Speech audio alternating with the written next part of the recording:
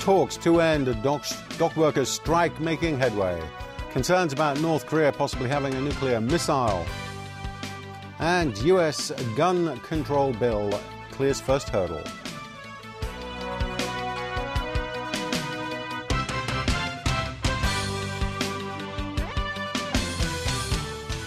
Good evening. There are signs today of progress as dock workers and contractors met again to try to end a strike at the Kwai Chung container terminal. A contractor says it's now considering a proposal by union groups for a 12% pay rise. Andrew Lau reports. The Federation of Trade Unions and the Federation of Hong Kong and Kowloon Labour Unions today held another round of talks over pay and working conditions with two of the contractors, Everbest Port Services and Global Stevedoring Service. But less than 2 hours into the meeting, FTU representatives asked to call it off. They were just repeating what they had suggested, a 5% pay rise with a 2% increase in welfare benefits, So Pak Tan of the FTU said. We want a 12% pay hike because that's what our workers want. The other union group at the meeting, though, described the talks as productive. Because up to now, we know that the situation from the employer, and also we can use this platform express our opinion or suggestion. This is a little bit of progress. Zhang also said his union is standing firm on a 12% pay rise. One of the contractors, Everbest Port Services, said it's considering the workers' proposal. Wang Chi-tak of Everbest said he understands why the workers think a 12% pay increase is appropriate, and the company will consider that carefully. Hong Kong International Terminals, or HIT, is the port operator. Now, though HIT sent their representatives to this meeting, not all the parties involved are present. Only 2 out of 4 contractors are here. Although an agreement has yet to be reached, the Labour Department also said today's meeting was productive. Officials will organize more talks between the dock workers and their employers as soon as possible. It's now day 16 of the strike at the Kwai Chung container terminal. Stanley Ho of the Union of Hong Kong Dockers said he welcomed the progress made so far, but he stressed the importance for the two sides to meet again directly as soon as possible. Meanwhile, dozens of dock workers staged a rally outside Cheung Kong Center in Central. They called on Hutchison Whampoa chairman Lee Ka-shing, whose business empire includes HIT, to meet with them at the port. Andrew Lau, TVB News. With more H7N9 bird flu samples being found on the mainland, Hong Kong is going on a deep cleaning mission.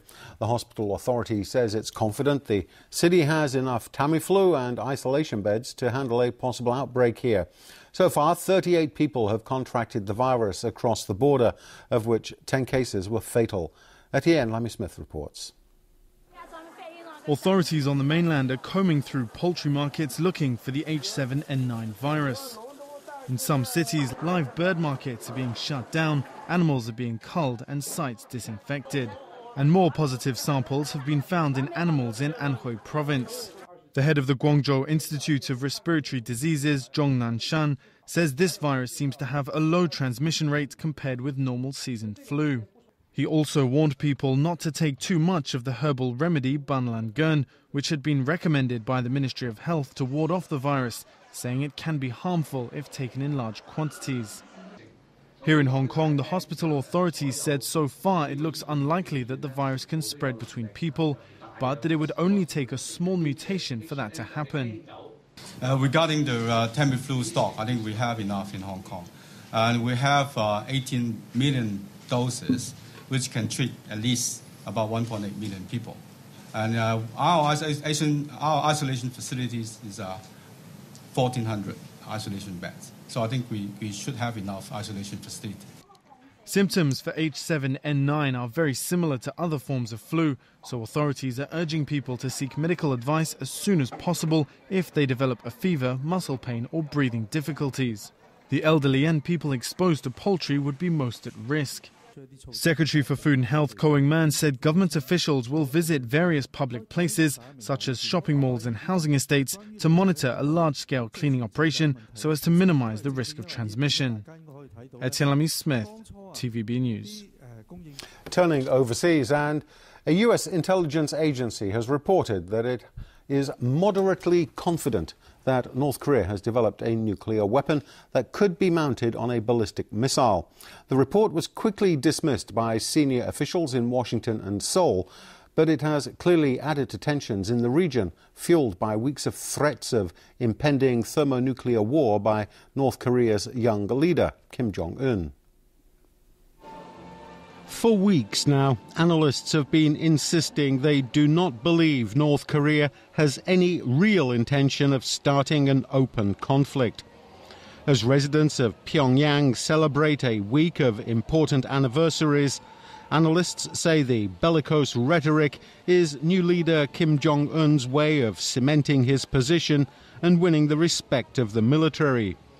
Any hostilities, they've said, would most likely be triggered by a miscalculation by the inexperienced Kim or a misunderstanding of the North's actual intentions by its neighbors, which has left them wondering why the U.S. Defense Intelligence Agency assessment on North Korea's alleged nuclear missile ability was made public at a hearing of the House Armed Services Committee in Washington and then quickly refuted. DIA assesses with moderate confidence the North currently has nuclear weapons capable of delivery by ballistic missiles. However, the reliability will be low. And your question is, do I agree with the DIA's assessment? Yes. Well, I haven't seen it, and you said it's not publicly released, so I choose not to comment on it. The DIA was widely criticized after the start of the Iraq War in 2003 for overestimating Baghdad's ability to field weapons of mass destruction. The report came out as U.S. Secretary of State John Kerry arrived in the South Korean capital for talks with President Park Geun-hye and other senior leaders. It also coincided with a visit to Seoul by NATO chief Anders Fogh Rasmussen.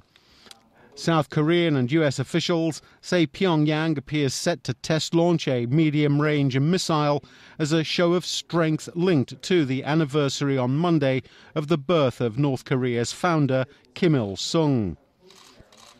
In Tokyo, missile defenses remained in position and very visible ahead of the possible test launch. Japan has also sent anti-missile warships to the waters between Japan and the Korean peninsula.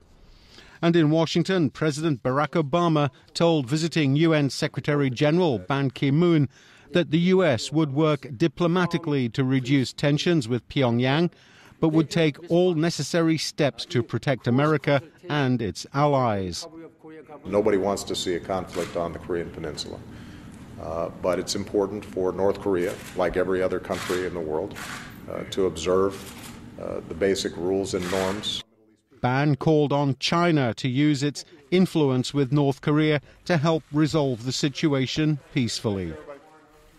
An emotional push for stronger gun restrictions in the U.S. made all the difference for gun control advocates gathered in Washington, D.C. That's where a new gun control bill cleared the first hurdle in the Senate. Sonia Artero reports. In the shadows of the U.S. Capitol, where Congress is scrutinizing a tough new gun control bill, 3,300 crosses were erected on the National Mall. Each one represents a victim of gun violence around the country. Right outside the Capitol, an outpouring of emotions during a 23-hour vigil held in the name of gun victims. Inside the Senate, photos of the children and teachers who died in the Newtown, Connecticut school shooting in December spoke volumes as to why stricter gun measures in America are needed. The world has watched Newtown and the families of Newtown.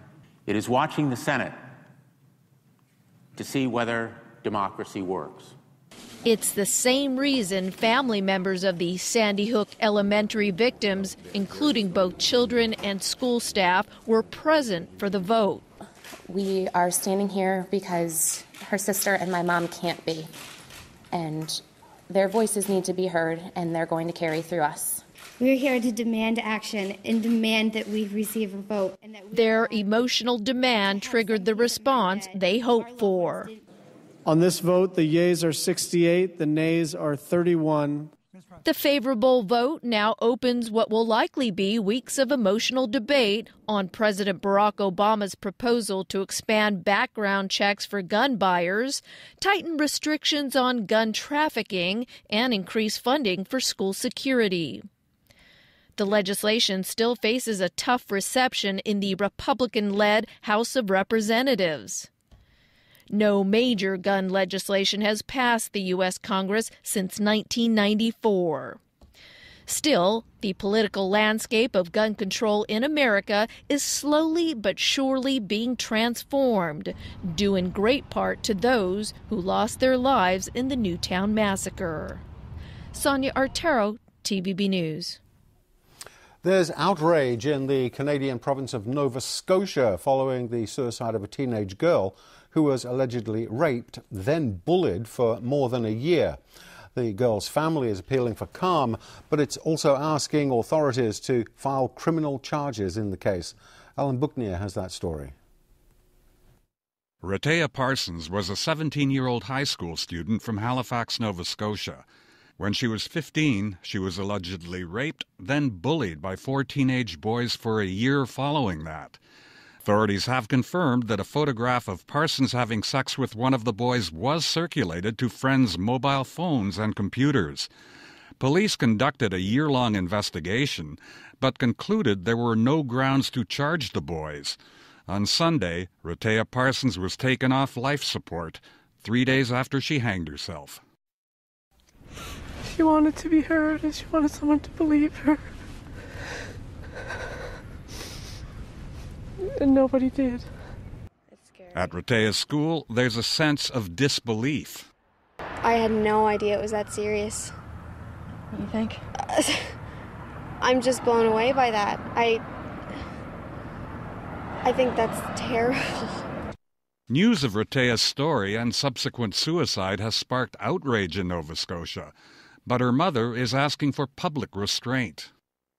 I don't want people going after those boys, and people are threatening to do that.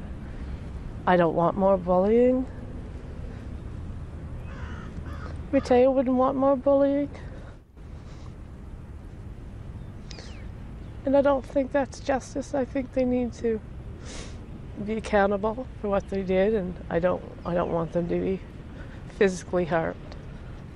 The province's premier also asked people to stay calm. Justice is to be done in the justice system. The family has asked that I today implore Nova Scotians not to take matters into their own hands. That is what Rehtaeh would have wanted.